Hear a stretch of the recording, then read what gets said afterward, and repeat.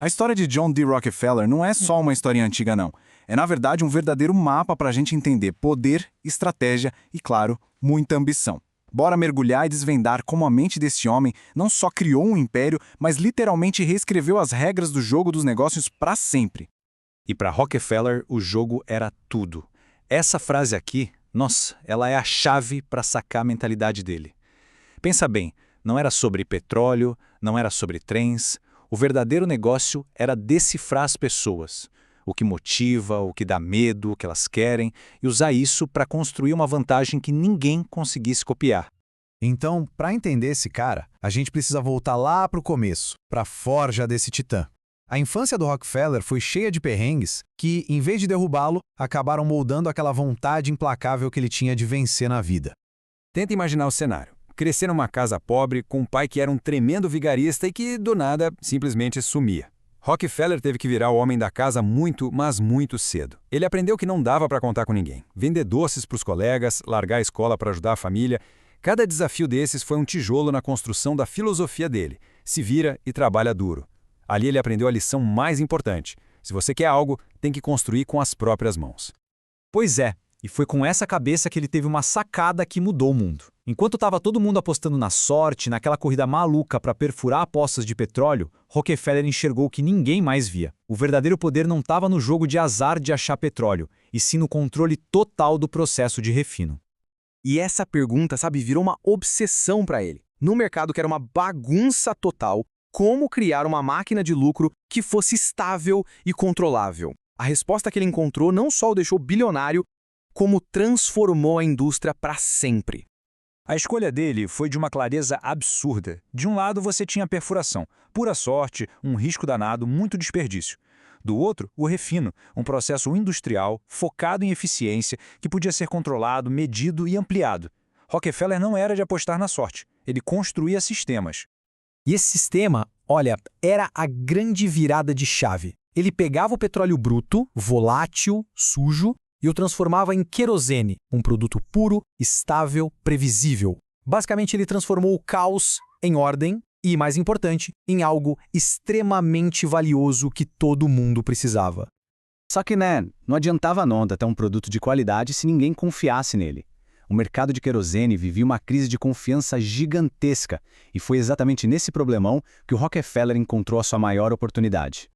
Então, o cenário era o seguinte: o querosene estava em todo lugar, mas as pessoas morriam de medo de usar. Os jornais só falavam de casas explodindo, incêndios causados por combustível de péssima qualidade. A desconfiança era geral. Para a maioria das pessoas, isso era um desastre. Para o Rockefeller, era um convite para dominar o mercado.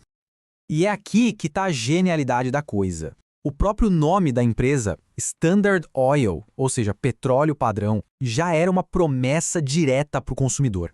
Ele não estava vendendo só querosene, ele estava vendendo segurança, tranquilidade, confiança. Com uma única palavra, o produto dele se tornou, da noite para o dia, o mais desejado do mercado. Ok, produto top, marca forte, faltava o quê? Dominar a logística. E a tática que ele usou foi simplesmente brilhante. Ele fez os homens mais poderosos dos Estados Unidos, os donos das ferrovias, brigarem entre si para ter ele como cliente. Olha a maestria dessa jogada, é coisa de gênio. Primeiro, ele promete um volume tão absurdo para o Vanderbilt que consegue um preço que ninguém tinha. Depois, ele cresce tanto que o Vanderbilt não dá mais conta de carregar tudo. Isso abriu a porta para o rival dele, o Tom Scott, chegar com uma oferta ainda melhor. Ele colocou os gigantes para brigar por ele e, com isso, esmagou seus custos de transporte, ganhando uma vantagem absurda sobre todo o resto. Bom, com os bolsos cheios de grana e custos lá no chão, Rockefeller estava pronto para o checkmate. Ele começou, um por um, a engolir todos os seus concorrentes. A ambição do cara era total, não tinha meio termo. Como a citação deixa claro, o objetivo não era ser o maior, era ser o único. Para os concorrentes, a escolha era simples. Ou você vende sua refinaria para mim e fica rico com ações da Standard Oil, ou eu vou te esmagar até você falir. Simples assim. E o resultado? Tá aí para ver. A Standard Oil chegou a controlar 90% de todo o petróleo refinado nos Estados Unidos. Rockefeller não só venceu o jogo, ele se tornou o dono do tabuleiro, das peças, de tudo. Nascia ali o primeiro grande monopólio da nação. Mas beleza, por que a gente está falando disso tudo hoje? Porque a história do Rockefeller não é só sobre o passado. A mentalidade dele tem lições poderosíssimas que a gente pode aplicar hoje nos nossos negócios e na nossa vida. Vamos esmiuçar isso aqui então. Primeiro, transforme problemas em oportunidades.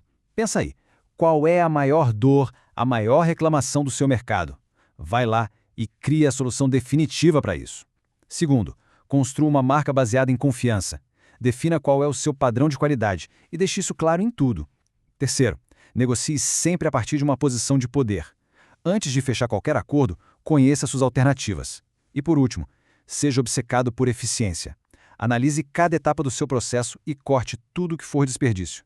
São princípios totalmente aplicáveis agora mesmo. E isso tudo deixa a gente com uma pulga atrás da orelha, né?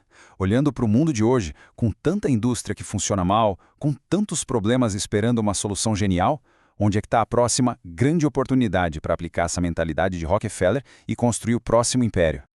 Olha, todo esse roteiro, essa apresentação que a gente montou aqui, foram produzidos pela equipe do canal Terceiro Cérebro. Nosso objetivo é exatamente este, trazer um conhecimento que seja prático e direto, um canal feito para você. E aí, curtiu essa análise? Se este conteúdo ajudou de alguma forma, por favor, não esquece de curtir, comentar e compartilhar com quem possa se interessar. E o mais importante de tudo, se inscreve no canal para não perder os próximos conteúdos. Cada inscrição faz uma diferença enorme e ajuda a gente a continuar produzindo. Muito obrigado mesmo.